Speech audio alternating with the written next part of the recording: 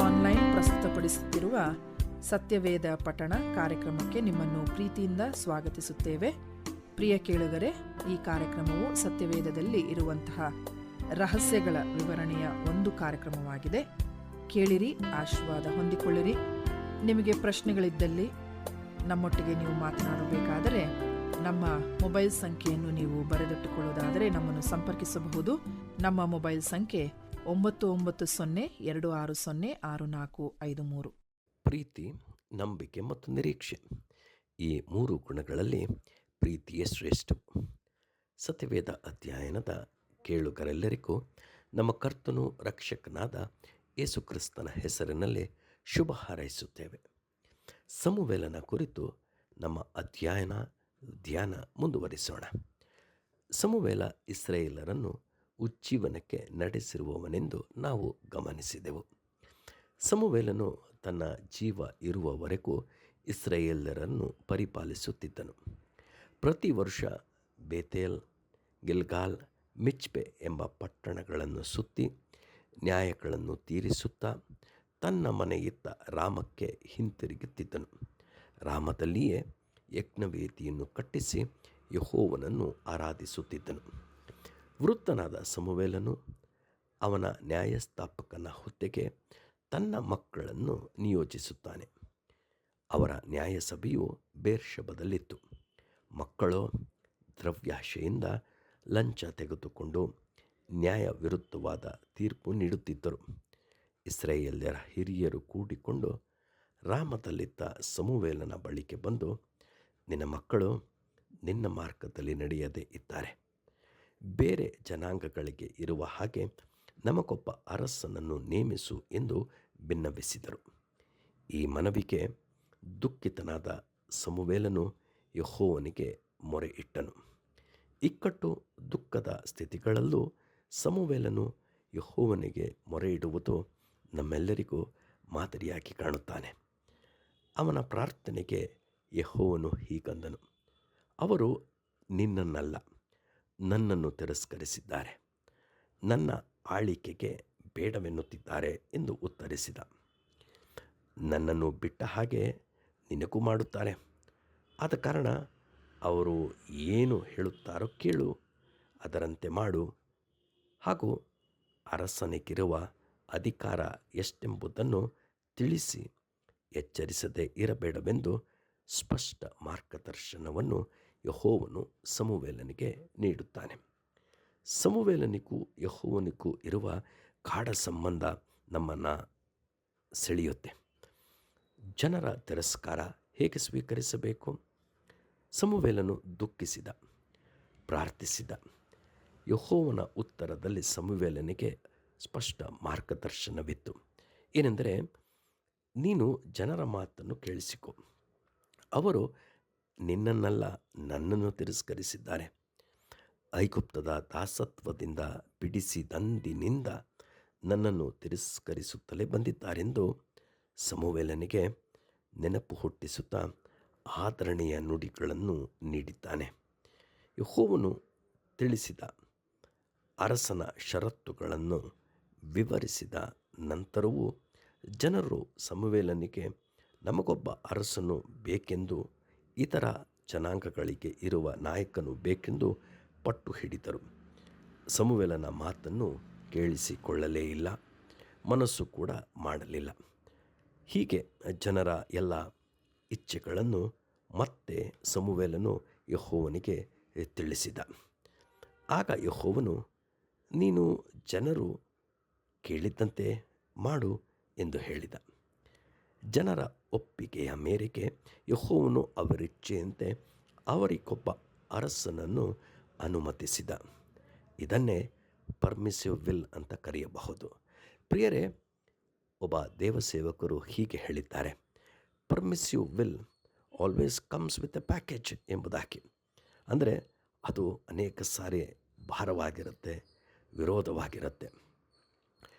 ಹೀಗೆ ಷರತ್ತುಗಳನ್ನು ತಿಳಿಸುವ ವೇಳೆಯಲ್ಲಿ ಸಮುವೇಲನು ಜನರಿಗೆ ಹೀಗೆ ಹೇಳಿದ, ನೀವು ಆರಿಸಿಕೊಂಡ ಅರಸನ ದೆಸೆಯಿಂದ ಬೇಸತ್ತು ಒಂದು ವೇಳೆ ನೀವು ಯೆಹೋವನಿಗೆ ಮೊರೆ ಇಡುವಿರಿ, ಆಗ ಆತನು ನಿಮ್ಮನ್ನು ಲಕ್ಷಿಸುವುದಿಲ್ಲವೆಂದು ಜನರಿಗೆ ಯೆಹೋವನ ಮಾತನ್ನು ಸಮುವೇಲನು ಸ್ಪಷ್ಟ ಮಾಡಿಬಿಟ್ಟ. ಇದೇ ಪ್ಯಾಕೇಜ್. ಮೇಲಿನ ಘಟನಾವಳಿಗಳನ್ನು ಅವಲೋಕಿಸೋಣ. ದೇವರ ಚಿತ್ತ ಅಥವಾ ನಮ್ಮ ಇಚ್ಛೆಗೆ ದೇವರು ಒಪ್ಪಿದಾಗ ಆಗುವ ವ್ಯತ್ಯಾಸಗಳು ನಮ್ಮ ಜೀವನಗಳಲ್ಲಿ ಹಾದು ಹೋಗಿದ್ದೇವಾ? ಪ್ರಿಯರೇ, ನಾವು ಸಕಲ ಆತ್ಮೀಯ ಜ್ಞಾನವನ್ನು, ಗ್ರಹಿಕೆಯನ್ನು ಹೊಂದಿ ಕರ್ತನ ಚಿತ್ತದ ವಿಷಯವಾದ ತಿಳುವಳಿಕೆಯಿಂದ ತುಂಬಿದವರಾಗಿ ಆತನಿಗೆ ಯೋಗ್ಯರಾಗಿ ನಡೆಯೋಣ. ಇಹಲೋಕದ ನಡವಳಿಕೆಯನ್ನು ಅನುಸರಿಸದೆ ನೂತನ ಮನಸ್ಸನ್ನು ಹೊಂದಿಕೊಂಡು ಪರಲೋಕದ ಭಾವದವರಾಗೋಣ. ಆಗ ಕರ್ತನ ಚಿತ್ತ ತಿಳಿಯುವುದರಲ್ಲಿ ನೀವು ಪ್ರವೀಣರಾಗಬಹುದು. ಇದು ಪೌಲನು ಕೊಲಸ್ಯದವರಿಗೆ ಮಾಡಿದ ಪ್ರಾರ್ಥನೆಗಳಲ್ಲೊಂದು. ಇಸ್ರಾಯೇಲರ ಮೊದಲನೆಯ ಅರಸನ ಅಭಿಷೇಕ ಈ ಕುರಿತು ನಾವು ಕೇಳಿಸಿಕೊಳ್ಳೋಣ. ಬೆನ್ಯಾಮೀನ್ ಕುಲದ ಕೀಷನು ಐಶ್ವರ್ಯವಂತನಾಗಿದ್ದನು. ಅವನ ಕತ್ತೆಗಳು ಕಳೆದು ಹೋಗಿದ್ದವು. ಅವುಗಳ ಹುಡುಕಾಟಕ್ಕೆ ಕೀಷನು ತನ್ನ ಮಗನಾದ ಸೌಲನಿಗೆ ಆಳಿನ ಸಂಗಡ ಹುಡುಕಲು ಹಚ್ಚಿದನು. ಸುಮಾರು ಕಡೆಗಳಲ್ಲಿ ಹುಡುಕಾಡಿದರೂ ಕತ್ತೆಗಳು ಸಿಗದೆ ಹೋಯಿತು. ಸೌಲನು ಹಿಂದಿರುಗಲು ಸಿದ್ಧನಾದ. ಆದರೆ ಆಗ ಆಳು, ಬೇಡ, ಈ ಊರಿನಲ್ಲಿ ಸಮೀಪದಲ್ಲಿ ಒಬ್ಬ ಗೌರವಸ್ಥನಾದ ದೇವರ ಮನುಷ್ಯನಿರುತ್ತಾನೆ, ಅವನ ಬಳಿಗೆ ವಿಚಾರಿಸೋಣ ಎಂದನು. ಆದರೆ ಸೌಲನು, ದೇವರ ಸೇವಕನನ್ನು ಕಾಣಿಕೆಯಿಲ್ಲದೆ ಸಂಧಿಸುವುದಾದರೂ ಹೇಗೆ? ನಮ್ಮಲ್ಲಿ ಏನೂ ಇಲ್ಲವಲ್ಲ ಎಂದು ತಿಳಿಸಿದ. ಆಗ ಜೊತೆಯಲ್ಲಿದ್ದ ಆಳು ಹೀಗೆ ಹೇಳಿದ, ಒಂದು ಶೆಕೆಲಿನ 1/4 ಭಾಗ ಬೆಳ್ಳಿ ನನ್ನ ಬಳಿ ಇದೆ, ಅದನ್ನೇ ಕಾಣಿಕೆಯಾಗಿ ದೇವದರ್ಶಿಗೆ ಕೊಡೋಣ, ಭೇಟಿಯಾಗಲು ಹೋಗೋಣ ಎಂದ. ಹೀಗೆ ಸೌಲನು ಆಳಿನ ಸಲಹೆಯ ನಿಮಿತ್ತ ಸಮುವೇಲನು ಇದ್ದ ಸ್ಥಳಕ್ಕೆ ಬರುತ್ತಾರೆ. ಸಮುವೇಲನು ಆ ದಿವಸ ಗುಡ್ಡದಲ್ಲಿ ಯಜ್ಞ ಅರ್ಪಿಸಲು ಸಿದ್ಧನಾಗಿರುತ್ತಾನೆ. ಹೊರಟು ನಿಂತಿರುತ್ತಾನೆ. ಆಗಲೇ ಸೌಲನು ಮತ್ತು ಆಳು ಅವನೆದುರಿಗೆ ಬರುತ್ತಾರೆ.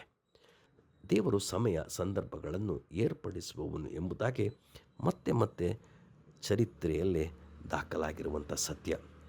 ನಮ್ಮ ಜೀವನಗಳಲ್ಲಿಯೂ ದೇವರು ಸೂಕ್ತ ಸಮಯ ಸಂದರ್ಭಗಳನ್ನು ಏರ್ಪಡಿಸುತ್ತಲೇ ಇರುತ್ತಾನೆ. ಹೌದು, ಸೌಲನು ಬರುವುದಕ್ಕೆ ಒಂದು ದಿನದ ಮುಂದಾಗಿ ಯೆಹೋವನು ಸಮುವೇಲನಿಗೆ, ಸೌಲನು ಬರುವನು, ಅವನನ್ನು ನೀನು ಅಭಿಷೇಕಿಸಬೇಕೆಂದು ತಿಳಿಸಿದ್ದನು.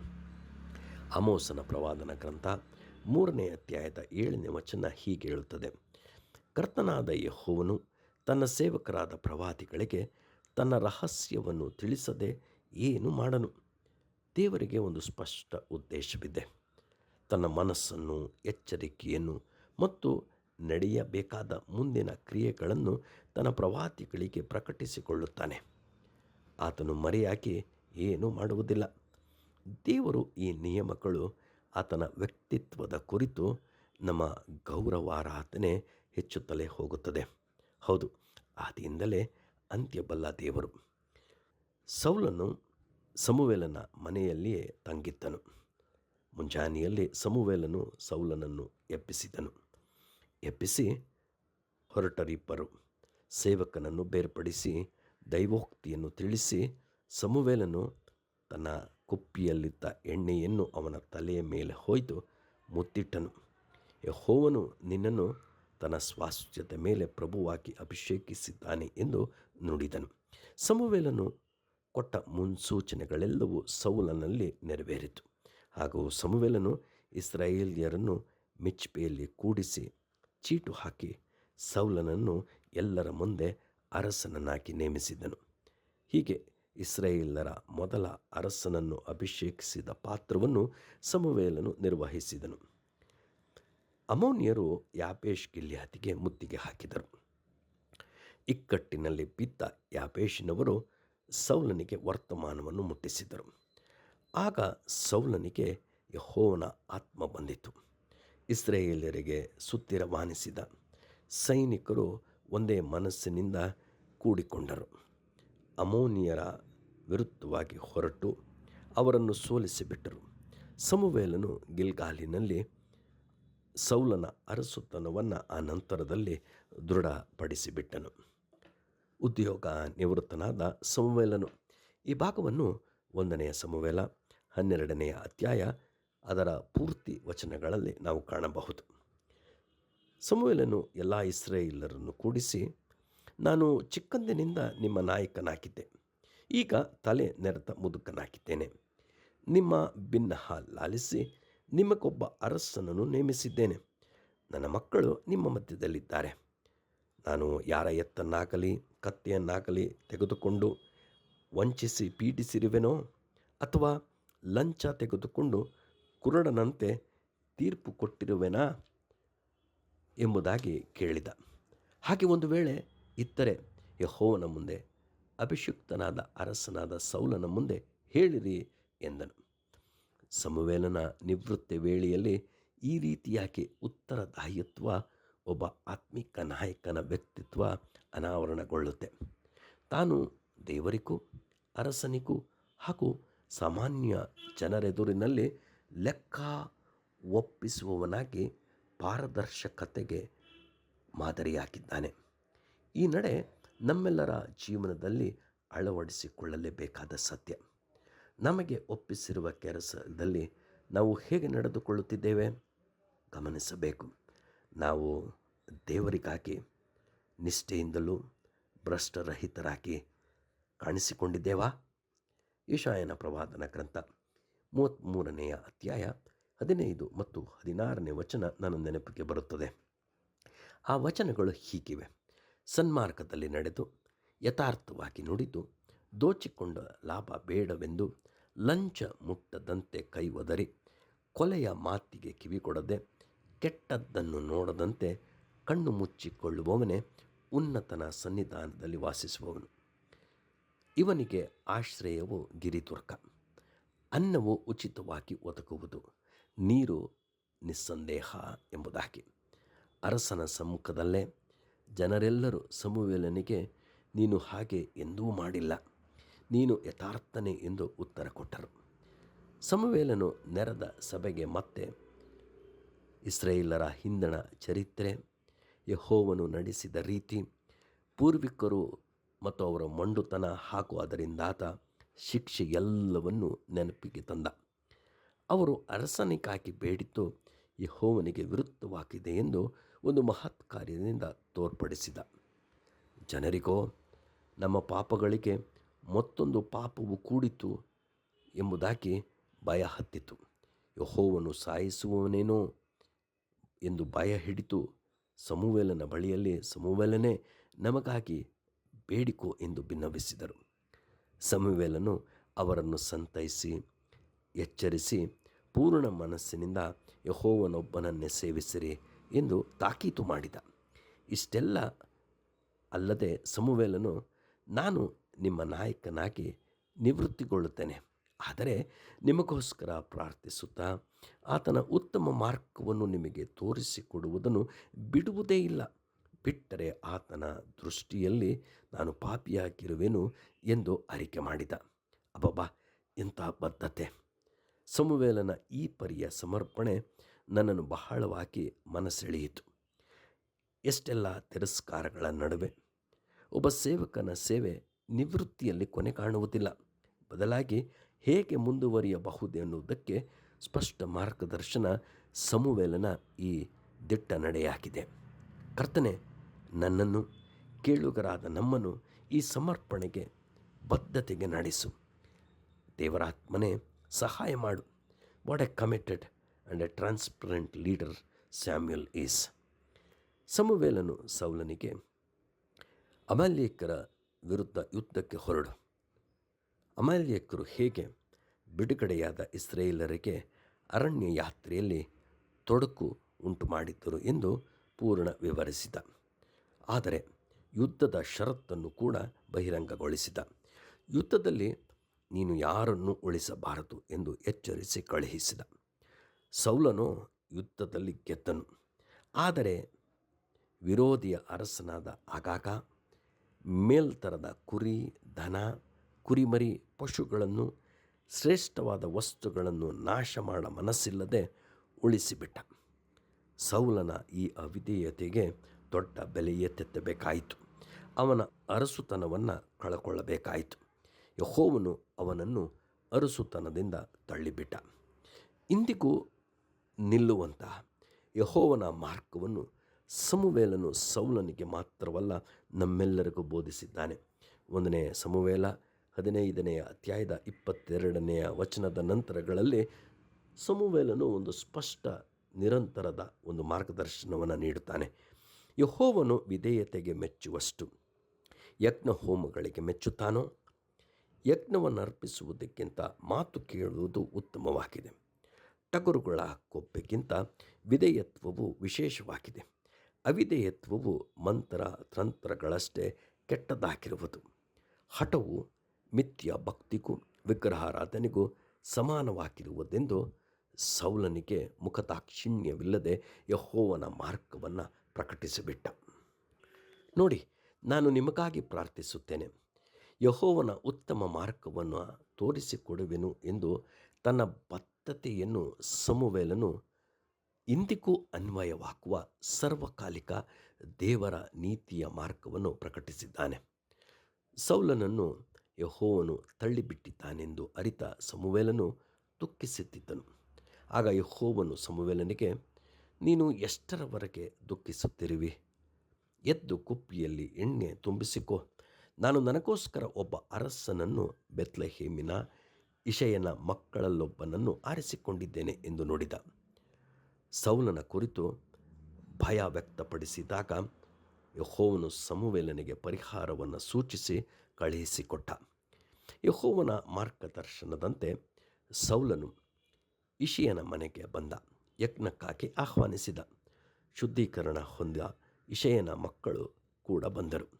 ಸಮುವೇಲನು ಎಲಿಯಾಬನನ್ನು ನೋಡಿದಾಗ ಅವನ ಚೆಲುವಿಕೆ ನೀಳವನ್ನು ನೋಡಿ ಖಂಡಿತವಾಗಿಯೂ ಯೆಹೋವನು ಇವನನ್ನು ಆರಿಸಿರಬೇಕೆಂದು ತಿಳಿದು ಅಭಿಷೇಕಲು ಸಿದ್ಧನಾಗುತ್ತಿದ್ದ. ಆಗ ಯೆಹೋವನು ಮಧ್ಯಸ್ಥಿಕೆ ವಹಿಸಿ ಸಮುವೇಲನಿಗೆ ಒಂದು ಆತ್ಮಿಕ ಪಾಠ ಮಾಡುತ್ತಾನೆ. ಕರ್ತನು ತನ್ನ ಚಿತ್ತ ಹಾಗೂ ತನ್ನ ಆಯ್ಕೆಯ ಆಧಾರವನ್ನು ಪ್ರಕಟಿಸುತ್ತಾನೆ. ಯೆಹೋವನು ಮನುಷ್ಯರಂತೆ ಹೊರಗಿನ ತೋರಿಕೆಯನ್ನು ನೋಡದೆ ಹೃದಯವನ್ನೇ ನೋಡುವವನಾಗಿದ್ದಾನೆ ಎಂಬುದಾಗಿ ಸಮುವೇಲನಿಗೆ ಸ್ಪಷ್ಟಪಡಿಸಿದ. ಈ ಘಟನೆಯಲ್ಲಿ ಮತ್ತೆ ಸಮುವೇಲನ ಗುಣ ತೆರೆದುಕೊಳ್ಳುತ್ತದೆ.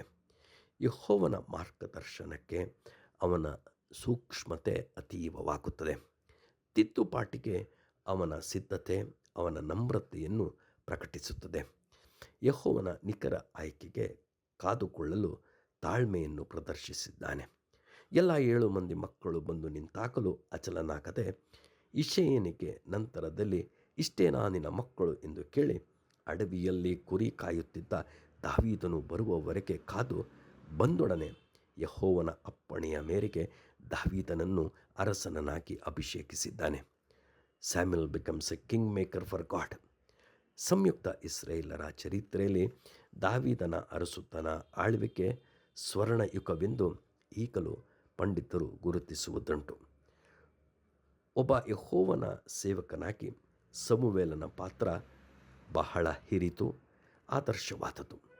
ಸಮುವೇಲನ ಅಂತ್ಯವನ್ನು ನಾವು 1 ಸಮುವೇಲ 25ನೇ ಅಧ್ಯಾಯದ 1ನೇ ವಚನದಲ್ಲಿ ಕಾಣಬಹುದು. ಒಬ್ಬ ದೇವಭಕ್ತರು ಹೀಗೆ ಹೇಳಿದ್ದಾರೆ: a man of prayer and his prayers remains even after his passing away. ಪ್ರಾರ್ಥಿಸುವ ಮನುಷ್ಯನು ಮತ್ತು ಅವನ ಪ್ರಾರ್ಥನೆ ಅವನ ಮರಣ ನಂತರವೂ ಉಳಿಯುತ್ತದೆ ಎಂಬುದಾಗಿ.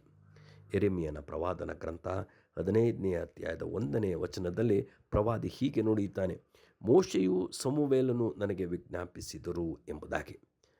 ಪ್ರಾರ್ಥಿಸುವ ಒಬ್ಬ ಮಧ್ಯಸ್ಥನನ್ನು ಪರಲೋಕದ ದೇವರು ಈ ರೀತಿಯಾಗಿ ಸ್ಮರಿಸುತ್ತಾರೆ. ಸಮುವೇಲನು ಚಿಕ್ಕಂದಿನಿಂದ ತನ್ನ ಮರಣದವರೆಗೂ ಯೆಹೋವನ ಕೈಯಲ್ಲಿ ಅದ್ಭುತ ಪಾತ್ರೆಯಾಗಿದ್ದ. ಯೆಹೋವನ ಮಾರ್ಗಗಳನ್ನು ತಿಳಿಸುವುದರಲ್ಲಿ ಪ್ರವೀಣನಾಗಿದ್ದ. ಇಂತಹ ಸಮುವೇಲನ ಜೀವನ ಚರಿತ್ರೆ, ಸೇವೆ, ಪ್ರಾರ್ಥನೆ, ತಾಳ್ಮೆ, ಕಲಿಯುವಿಕೆ ನಮ್ಮೆಲ್ಲರನ್ನೂ ಎಚ್ಚರಿಸಿ ಮುನ್ನಡೆಸಲಿ. ಆಮೇನ್.